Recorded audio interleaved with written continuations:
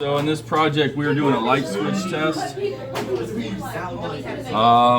hang on a second, I need to download it. Let's go ahead and download this.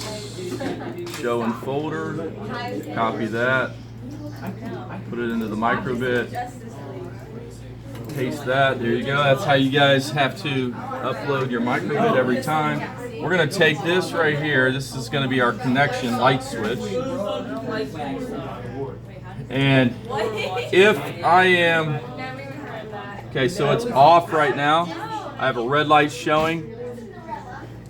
And then if I turn it on and switch it, this should go to a 1. 0. It's a 0 right now. Let's let it read here again. 0. Still a 0. Why am I not getting a good read?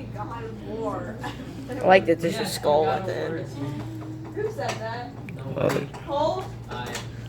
Okay, there you go. It went to a 1. It's connected. It goes to a 1. And then my green light goes on. So you said the white ones are able So to we change. have to make sure that the lights are, the short side is the negative side going to ground, positive side is going to a switch, and then you can control the code. You want to get a close-up of our code there. And that's the code, and you got the wiring schematic close-up. And zoom out, and let's go all the way out here. And that is how you hook up a light switch.